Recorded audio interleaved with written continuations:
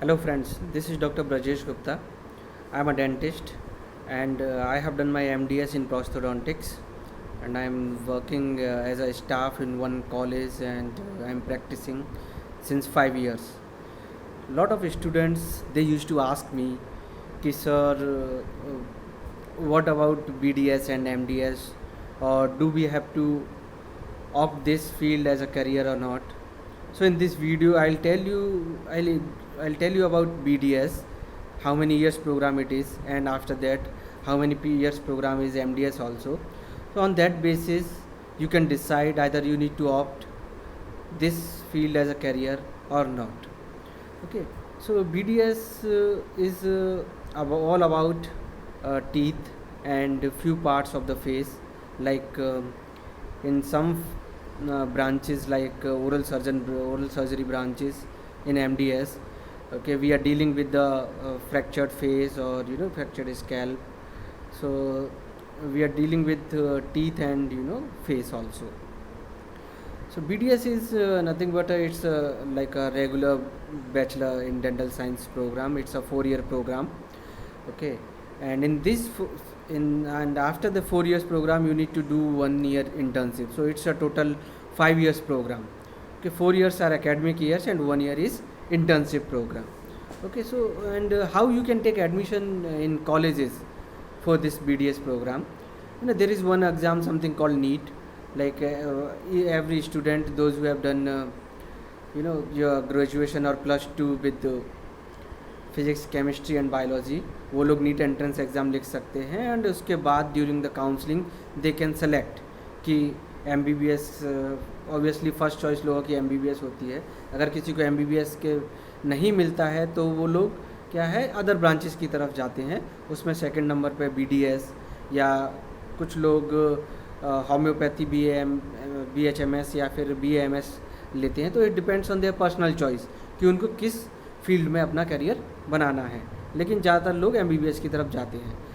जिन लोगों ने BDS opt कर लिया है तो उन लोगों के लिए मैं बता दूं कि इसमें आपको दो तरह की चॉइसेस होती हैं. एक होता है गवर्नमेंट कॉलेज, जो सबसे पहले लोग क्या है गवर्नमेंट कॉलेज में ही एडमिशन लेते हैं, और अदर कॉलेज जो होते हैं वो प्राइवेट कॉलेजेस होते हैं.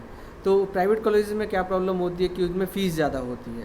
ओके, पढ़ाई का कुछ ज़्यादा डिफरेंस नहीं आता है कि कुछ एकेडमिक्स में कोई डिफरेंस है. There is no difference, only fees का डिफरेंस रहता है एंड आपका इंफ्रास्ट्रक्चर कैसा है या आपका कैंपस कैसा है, इस चीज़ का फ़र्क रहता है. So during the counselling you need to select कि आपको थोड़ा रिसर्च करना पड़ता है कि कौन सा कॉलेज लेना चाहिए, कौन सा कॉलेज नहीं लेना चाहिए. ओके, फर्स्ट चॉइस जो होती है वो गवर्नमेंट कॉलेज की होती है. गवर्नमेंट कॉलेज आपको कहीं भी मिले वो आपको ले लेना चाहिए. ओके, प्राइवेट कॉलेज हमेशा सेकंड प्रायोरिटीज़ होती हैं. तो प्राइवेट कॉलेजेस में भी आप कुछ अच्छे कॉलेजेस को सेलेक्ट कर सकते हैं. जैसे कि आई विल टेल यू कि Manipal college of dental science जो मणिपाल कर्नाटक में है वो one of the best private college है इंडिया में. उसके अलावा भी बहुत सारे कॉलेजेस हैं. So you can make a list.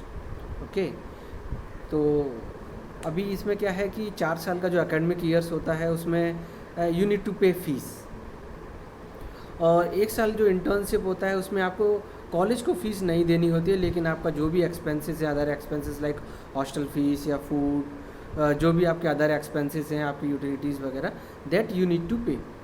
Okay, आपको एकेडमिक्स में कोई भी फ़ीस नहीं होती है. फ्यू कॉलेजेस में क्या है कि during internship they are giving you stipend also. It may be few to 10,000 rupees. So you need to do some research and you need to go accordingly.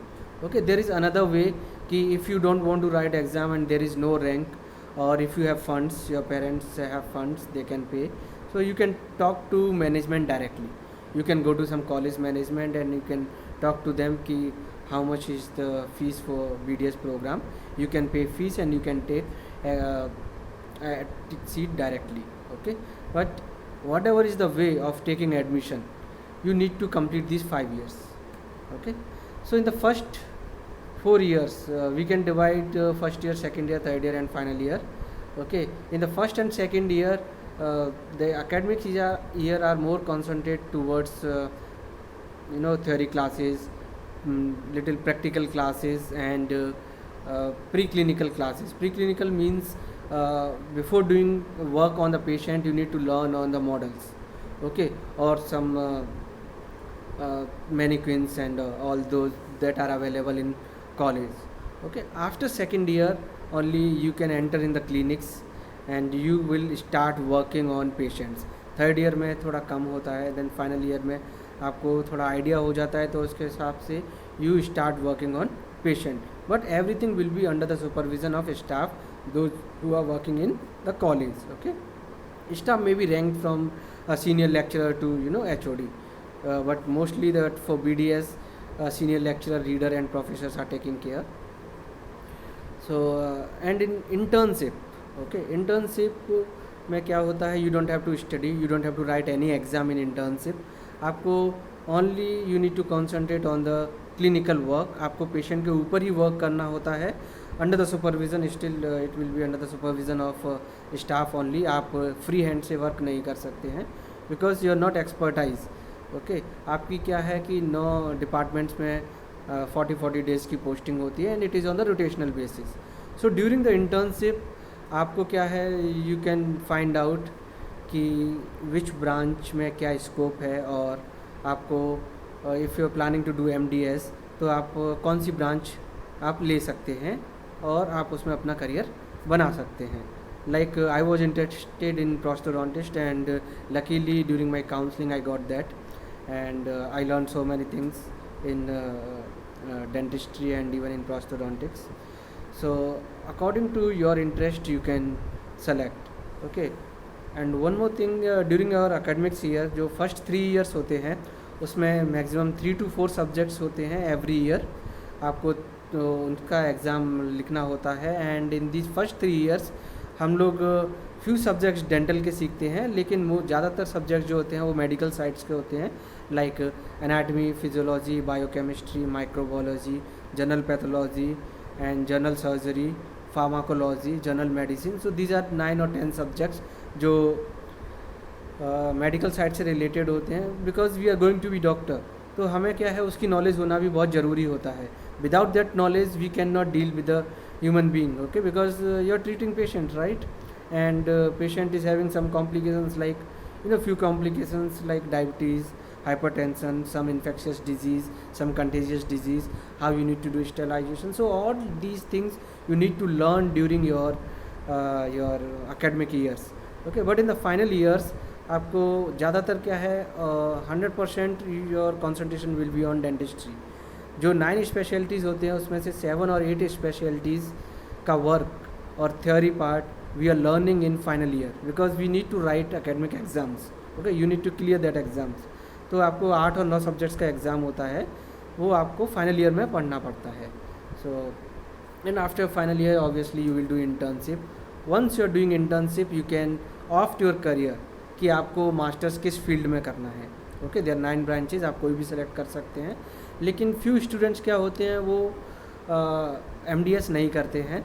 वो लोग they decide to go in some other streams, like few people they are doing management MBA in few from some colleges, or few students they are going to abroad, they are planning to do DDS, and according to their choices in which country they want to go, and according to that country they are studying. Okay, and few students they are going towards administrative IAS PCS की preparation के लिए भी मैंने देखा है कुछ लोग जाते हैं.